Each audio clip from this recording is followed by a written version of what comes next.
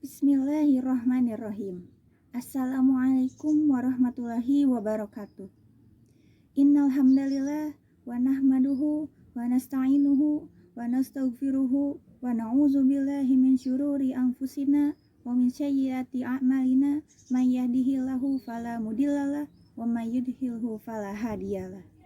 Asyhadu an la ilaha illallah wahdahu la syarikalah wa asyhadu anna Muhammadan abduhu wa rasuluh, amma ba'd. Pertama-tama saya ingin memperkenalkan diri saya terlebih dahulu. Perkenalkan, nama saya Zulfa Fauziah. Saya salah satu mahasiswa program studi Ilmu Pendidikan Agama Islam, Fakultas Pendidikan Ilmu Pengetahuan Sosial, Universitas Pendidikan Indonesia. Kepada yang terhormat Bapak Dr. Elan Sumarna dan Bapak Dr. Cucu Surahman, serta teman-teman yang saya banggakan. Segala puji hanya milik Allahu Rabbi, segala zat yang maha ghafur, zat yang maha syukur, yang telah memberikan beribu-ribu nikmat yang tidak terukur. Nikmat iman, nikmat Islam, sampai nikmat sehat walafiat. Sehingga kita bisa bertemu walaupun melalui YouTube. Semoga pertemuan kita ini diberkahi oleh Allah Subhanahu wa Ta'ala. Amin. Seandainya lautan yang ada di muka bumi Allah jadikan sebagai tinta, lalu pepohonan-pepohonan Allah jadikan pena, dan dedaunan Allah jadikan kertas, niscaya ia tidak akan cukup untuk menuliskan nikmat-nikmat yang Allah berikan kepada kita. Salawat serta salam semoga tercurah limpahkan kepada Nabi akhirul zaman, seorang nabi yang lahirnya saja membuat goncang alam semesta, membuat heboh para malaikat Allah Subhanahu wa Ta'ala, yang kalau bukan karenanya tidak akan Allah ciptakan alam semesta ini. Siapakah dia? Tidak lain dan tidak bukan, yaitu Nabi Muhammad Sallallahu Alaihi Wasallam. Semoga keluarganya, sahabatnya, dan kita selaku umatnya yang mengikuti sunnah-sunnahnya, semoga mendapatkan syafaatnya. Amin ya rabbal alamin. Saudara seiman yang dirahmati Allah Subhanahu wa Ta'ala, pada kesempatan yang sangat membahagiakan ini, saya ingin berbicara tentang Alkitabul Umriyah. Alkitabah, yaitu mengimani bahwa Allah Subhanahu wa Ta'ala menulis takdir setiap sesuatu hingga hari kiamat. Allah Subhanahu wa Ta'ala telah menuliskan takdir seluruh makhluknya 50.000 tahun sebelum penciptaan langit dan bumi. Hal ini sebagaimana hadis yang diriwayatkan dari Abdullah bin Al-As radhiyallahu anhu, bahwa Rasulullah sallallahu alaihi wasallam bersabda, "Kataballahu maqadirul khalaiq qabla ayyakhluqu samawati wal ard bi khamsina alfasana." Artinya, Allah telah menuliskan takdir pada makhluknya 50.000 tahun sebelum penciptaan langit dan bumi. Hadis riwayat Muslim juz 4 nomor 2653. Alkitabah ini dibagi menjadi 4. Antara lain, yang pertama, Alkitabah Al-Azaliyah, yaitu catatan takdir yang ada di Lauhul Mahfuz. Yang kedua, Alkitabah Al-Umriyah, yaitu takdir seumur hidup, yakni pada waktu janin berumur 120 hari atau 4 bulan. Ketiga, Alkitabah Al-Hauliyah, yaitu catatan takdir tahunan, yakni catatan yang terjadi pada malam Lailatul Qadar. Yang keempat yaitu Alkitabatul Al-Yaumiyah, yaitu catatan takdir harian.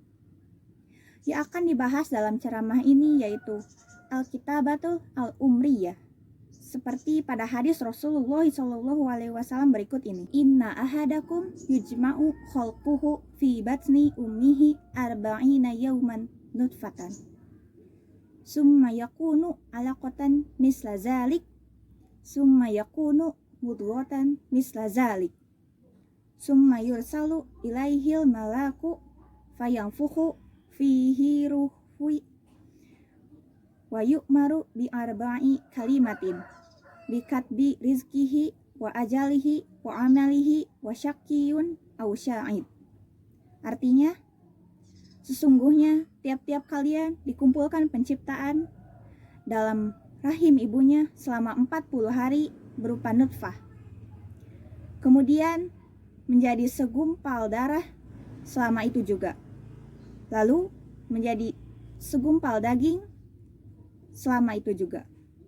Kemudian diutuslah malaikat untuk meniupkan ruh kepadanya.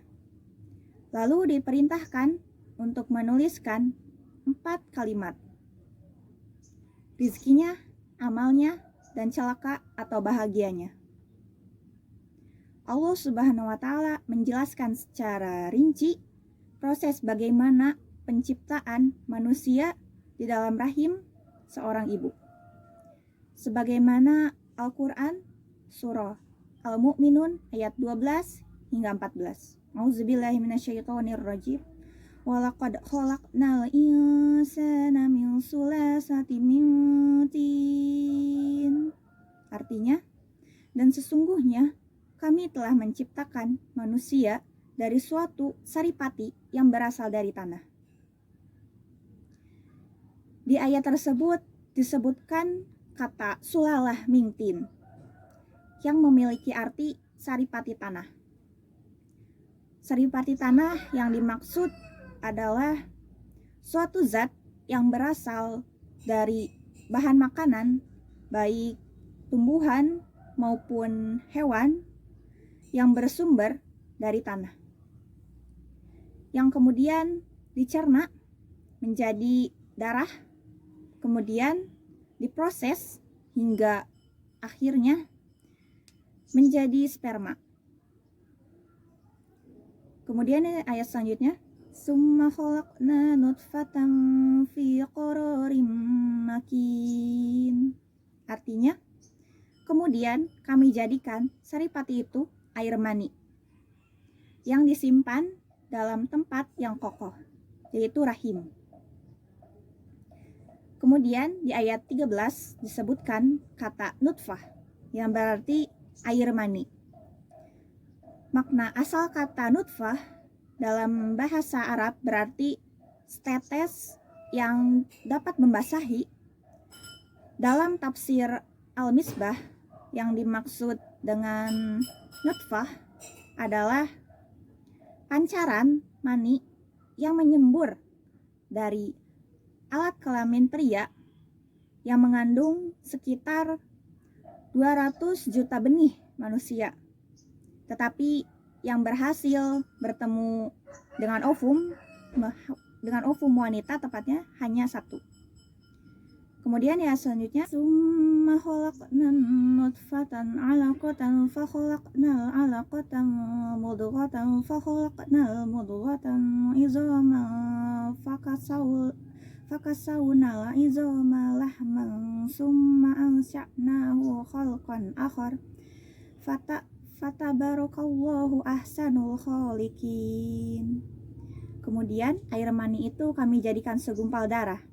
Lalu segumpal darah itu kami jadikan segumpal daging, dan segumpal daging itu kami jadikan tulang belulang. Lalu tulang belulang itu kami bungkus dengan daging. Kemudian kami jadikan dia makhluk yang berbentuk lain. Maka Maha Sucilah Allah, pencipta yang paling baik. Kemudian memasuki fase alaqah atau segumpal darah. Alaqah diambil dari kata alaqah yang artinya sesuatu yang membeku, tergantung atau berdempet, sehingga dapat diartikan sebagai sesuatu yang bergantung di dinding rahim. Fase selanjutnya adalah mudghah atau segumpal daging. Dalam ilmu kedokteran, ketika sperma pria bergabung dengan sel telur wanita, intisari bayi yang akan lahir terbentuk. Sel tunggal yang dikenal sebagai zigot dalam ilmu biologi ini akan segera berkembang biak dengan membelah diri hingga akhirnya menjadi segumpal daging. Melalui hubungan ini, zigot mampu mendapatkan zat-zat penting dari tubuh sang ibu bagi pertumbuhannya. Kemudian Allah Subhanahu wa Ta'ala mengutus malaikatnya untuk meniupkan ruh kepadanya. Lalu diperintahkan untuk menuliskan 4 kalimat: rizkinya, ajalnya, amalnya, dan celaka atau bahagianya. Inilah yang disebut Al-Kitabatul Al-Umriyah atau takdir seumur hidup, yakni saat janin memasuki usia 120 hari atau 4 bulan. Saudara seiman yang dirahmati Allah Subhanahu wa Ta'ala, penentuan rezeki adalah penentuan mengenai perbendaharaan yang dimiliki olehnya di dunia. Apakah dia seorang pejabat? Apakah dia seorang pedagang? Di manakah rezekinya? Juga termasuk sampai batas mana rezekinya itu. Maka ketika batas rezekinya sudah habis, datanglah ajal bagi seorang tersebut. Ketika ajal hendak menjemput malaikat, malaikat diutus oleh Allah kepadanya sambil berkata, "Wahai anak Adam, kau sudah mencari rezekimu di setiap pelosok negeri. Bahkan dunia ini mungkin rezekimu sudah tidak ada lagi di dunia ini." Catatan tentang rezeki merupakan catatan rezeki yang akan kita dapatkan di dunia, baik tentang cara ataupun jenis dari rezeki tersebut. Ajal yang merupakan batas kehidupan kita di dunia sudah menjadi catatan sejak dalam kandungan. Di manakah kita akan hidup dan di mana akan kita mati. Walau ketika suatu waktu kita berada pada suatu tempat yang jauh, pasti kita akan ke tempat di mana kita akan mati. Dan pasti akan menuai kematian di sana. Selain itu, ajal atau kematian juga tidak bisa diperlambat ataupun dipercepat. Seperti firman Allah Subhanahu wa Ta'ala berikut ini. A'udzubillahi minasyaitonirrajim. Likulli ummatin ajal. Idza jaa ajaluhum fala yastakhiru sa'ah wa la yastaqdimun. Artinya, tiap-tiap umat mempunyai ajal. Apabila telah datang ajal mereka, maka mereka tidak dapat mengundurkan barang saat pun dan tidak dapat pula mendahulukannya. Quran Surat Yunus ayat 49. Sehingga ketika detik saat kita akan wafat, maka saat itulah nyawa kita melayang. Tidak ada nego-nego dengan malaikat maut. Walaupun malaikat maut kita tawarkan dengan harta benda yang kita miliki, baik emas maupun permata, malaikat akan tetap melaksanakan tugasnya sebagaimana mestinya. Begitu juga dengan amalan yang akan kita lakukan di dunia. Semua itu telah tertulis sejak kita dalam kandungan sang ibu. Apakah kita pelaku amal baik ataukah pelaku amal buruk? Maka itu akan tercermin dalam kehidupan kita. Tidak terkecuali dengan nasib, baik senang atau gembira, maka sesungguhnya semua itu juga telah ditentukan oleh Allah Subhanahu wa Ta'ala sejak kita dalam kandungan. Adapun semua hal yang menyangkut penentuan nasib sudah dijelaskan oleh Nabi Muhammad Shallallahu Alaihi Wasallam dalam sabdanya yang memiliki arti. Telah menceritakan kepadaku Abu Kamil Fudail bin Husain Al-Jahdari. Telah menceritakan kepada kami Hamad bin Zaid. Telah menceritakan kepada kami Ubaidullah bin Abu Bakar dari Anas bin Malik secara marfu. Dia berkata, sungguhnya Allah Azza wa Jalla telah mengirim malaikat kepada setiap rahim, dan malaikat itu berkata, wahai Rob nutfah atau air mani, Rob alaqah segumpal darah, Rob mudghah segumpal daging. Jika Allah Azza wa Jalla hendak menentukan takdir pada makhluknya, malaikat itu berkata, wahai Rob, laki-laki atau perempuan, celaka atau bahagia, bagaimana rezeki dan bagaimana ajalnya. Maka ditulislah ketetapan itu dalam perut ibunya. Sahih Muslim nomor 4785. Dari hadis tersebut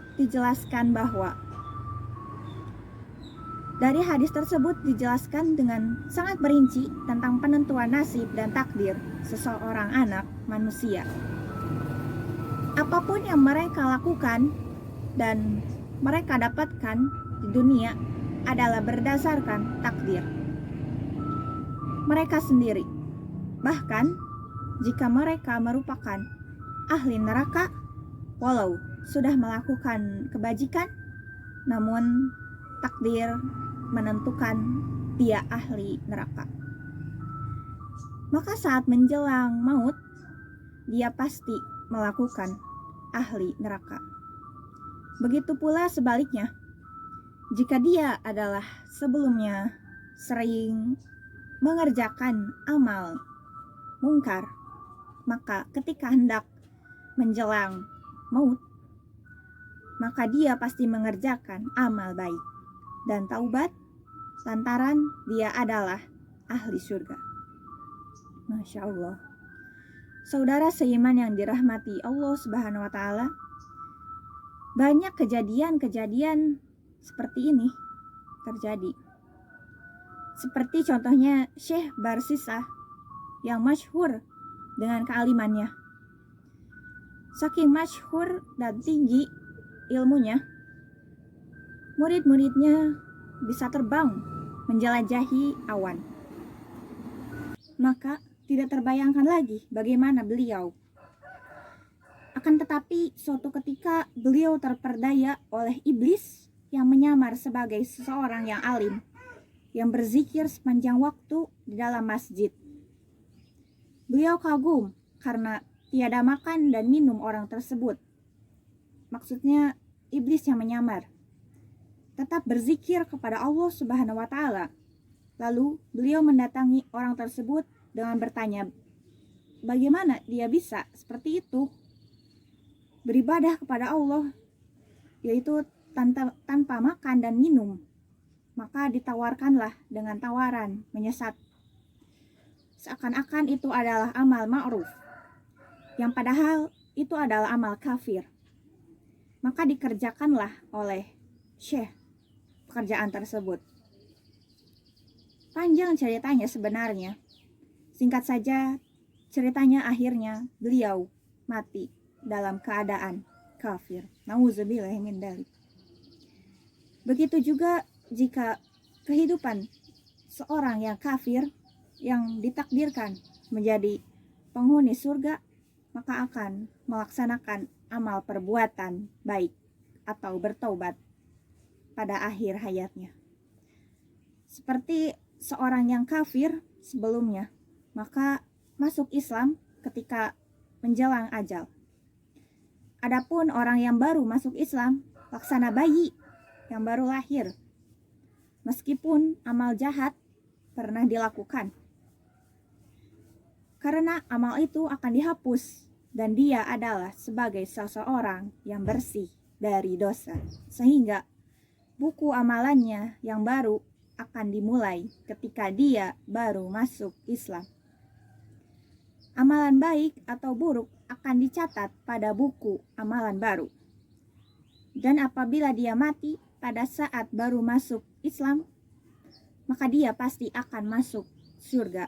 Karena ini adalah janji Allah Subhanahu wa Ta'ala. Kaum muslimin yang berbahagia. Nah, sudah jelas bahwa tidak ada satupun amalan yang kita kerjakan di dunia kecuali semuanya telah tercatat sejak dalam kandungan. Tak ada kata seindah doa, tak ada perbuatan yang baik sebaik memohon maaf dan bertaubat. Dari apa yang saya sampaikan, semoga menjadi amal ibadah dan doa, serta apa yang saya ucapkan. Bila banyak kekurangannya, saya mohon maaf pada saudara semuanya.